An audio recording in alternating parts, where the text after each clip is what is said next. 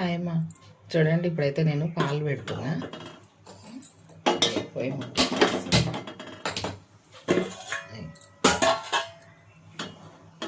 పాలు పెట్టిన ఇప్పుడు అంకుల్కు డికాషన్ కోసం పెడతా. పక్క పొయ్యి మీద పెట్టేస్తా. పాలు పక్కదాని మీద పెట్టేసిన ఇలా డికాషన్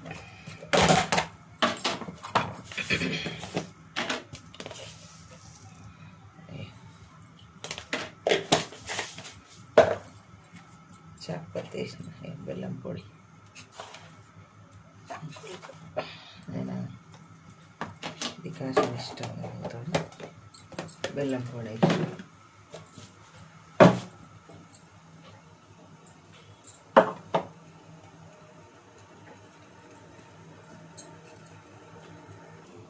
ఇప్పుడైతే డికాషన్ అయిపోయింది. స్టవ్ ఆర్పేస్తాం. అంకుల్కైతే పోసేస్తాం.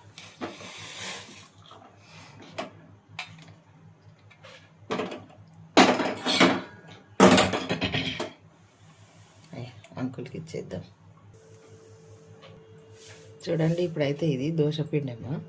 అది పప్పులన్నీ కలిపిన పిండి, దోశపిండి. ఇంట్లోకి మనము అయ్యో నానబెట్టుకున్న శనగపప్పు మంచిగా నానబెట్టుకోవాలి. ఓ నైట్ ఎంత అయినా లేకుంటే పొద్దుంతా నానబెట్టుకుంటే మంచిగా అవుతుంది. ఇట్లా ఇట్లా మంచిగా అవుతుంది. ఇప్పుడు ఈ పప్పుని ఇంట్లోకి వేసేద్దాము. ఒక 2 స్పూన్లు తీసుకున్నా. నాని గుప్పెడు అయింది చూసారా. మంచిగా 2 స్పూన్లు తీసుకున్నా. టీ స్పూన్లు ఇదంతా ఇంట్లోకి వేసేద్దాం. మంచి టేస్ట్ వస్తాయి ఇవి. మనం పునుగులు వేసుకుంటాం కదా, పునుగులు అంటున్నవి గుంత పొంగనాలు వేసుకుంటాం కదా, సేమ్ అట్లనే. కాకపోతే ఇట్లా దోశలాగా ఊతప్ప వేస్తున్నా. ఉల్లిగడ్డ మంచిగా సన్నగా తరుక్కోవాలి. సన్నగా తరిగి ఉల్లిగడ్డ వేస్తున్నా. ఇక క్యారెట్ తురిమి పెట్టుకోవాలి. మంచిగా తురిమింది వేసుకోవాలి. ఏదో గుప్పెడు కొత్తిమీర. ఇప్పుడు అట్లనే పచ్చిమిర్చి వేస్తున్నా. పచ్చిమిర్చి సన్నగా కోసుకున్న చూసిరామా. ఇక ఒక 2 పచ్చిమిర్చి. ఇక జీలకర్ర 1 స్పూన్ జీలకర్ర తీసుకున్నా. ఇప్పుడు ఇదంతా మంచిగా కలుపుదాం, సరేనా. అయితే స్పూన్ తోటి వద్దు, చేయితోటే కలుపుతా. మేము దోశకి ఇట్లా ఉప్పు వేస్తాము, కాకపోతే ఇంట్లో ఇంకా కొంచెం వేద్దాం. ఎందుకంటే పచ్చిమిర్చి ఇట్లా వేసినాం కదా, టేస్ట్ మంచిగా ఉంటుంది. ఇప్పుడైతే కొంచెం వాటర్ అద్దుకొని ఇట్లా కలుపుకోవాలి. ఇట్లా స్పూన్ తోటి కన్నా చేయితోటి కలిపితే మంచిగా వస్తుంది పిండి. ఉల్లిగడ్డ, పచ్చిమిర్చి ఇవన్నీ వేసినాం కదా, జర మంచిగా ఉంటుంది. ఇట్లా అట్లా చూసారా, మస్తు టేస్ట్ అవుతుందమ్మా. చేసుకోవాలి ఇట్లా, బాగుంటుంది. రోజు దోశ అంటే కూడా తినం కదా. ఇప్పుడు దోశల పిండి నానబెడితే ఒక్కటే రోజు తినం కదా మనం. అట్లా సరేనా. ఇప్పుడు వేసే విధానం చూపిస్తా. ఇప్పుడు చట్నీకి పల్లీలు వేసుకున్నాము. 1 కప్పు పల్లీలు తీసుకున్నా. ఇవి మంచిగా వేయించుకుందాం.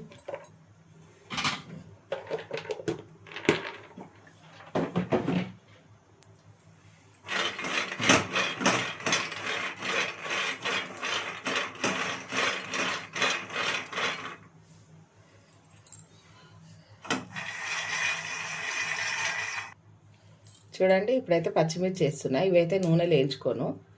పల్లీలు ఇవి అట్లనే వేసిస్తా మిక్సీకి. చూడండి, పల్లీలు అయితే వేగిపోయినాయమ్మా. స్టవ్ ఆపేస్తాను. మంచిగా వేగినాయి. ఇప్పుడు చల్లగానికే చాటలు వేస్తాను. చల్లగా అయితే అంతలోపు మనం పచ్చిమిర్చి తీసుకుందాం. చూడండి అమ్మ, ఇక పల్లీలు అయితే మిక్సీకి వేసిస్తున్నా. నేను పొట్టుతోటే వేస్తాను. పచ్చిమిర్చి ముక్కలు కింద వేసుకున్నా. తగినంత సాల్ట్ వేద్దాం. సాల్ట్ ఒక స్పూన్ చూసేసుకోవాలి. ఇప్పుడు ఇది మిక్సీకి పట్టుకొస్తాం. చూడండి, ఇప్పుడైతే మిక్సీకి అయిపోయిందమ్మా. ఇక తాలింపు అయితే పెట్టుకుందాం. చట్నీ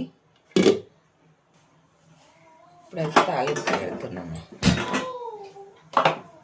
మనమరాలు మంచిగా పెడుతుంది.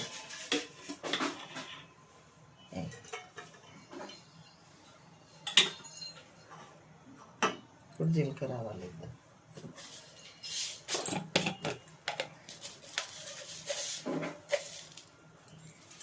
కొన్ని ఒక ఎండుమిర్చి,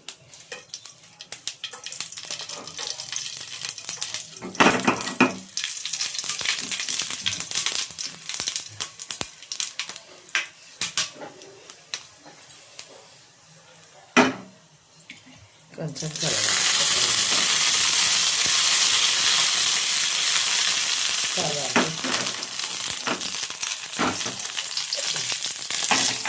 పల్లి చెట్లు తయారు.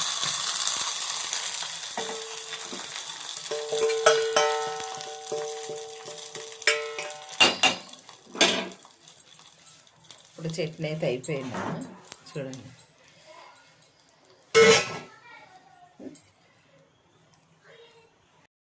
ఇప్పుడైతే పెంక పెట్టేసినామా. పొయ్యి ముట్టించేసి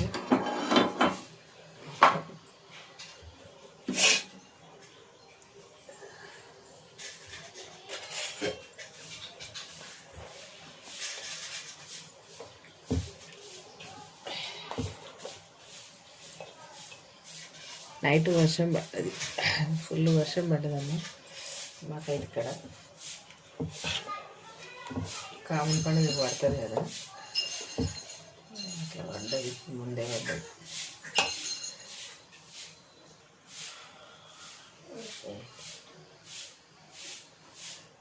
మనకి ఎంత లావు కావాలంటే అంత వేసేసుకోవాలి. మంచి టేస్ట్ వస్తాయి.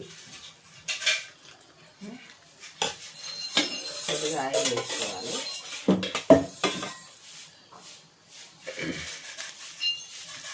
కొంచెం ఆయిల్ పడుతుంది. క్యాన్ వేద్దామని అయిపోయింది కదా, కొంచెం ఆయిల్ వేసుకోవాలి. చూడండి, మంచిగా అయ్యింది. ఇప్పుడు మర్రేస్తే మంచిగా ఉంటుంది.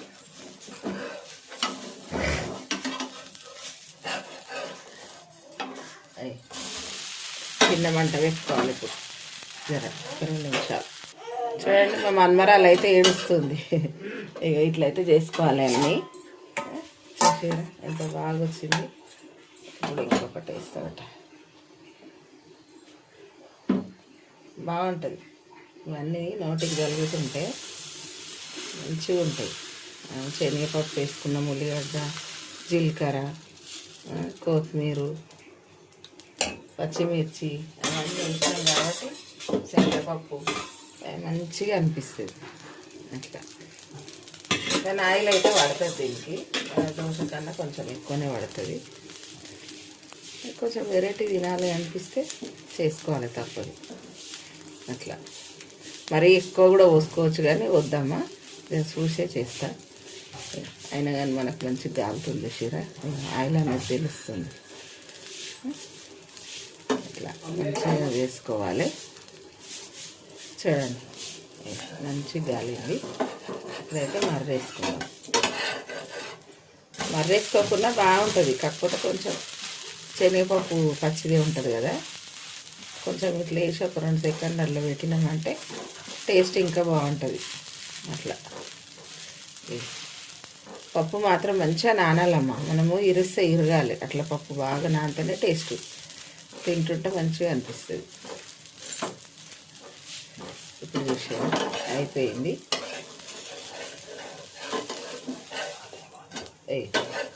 మంచిగా అయితే అయిపోయింది చీర. ఇట్లనే అన్నీ వేసినాక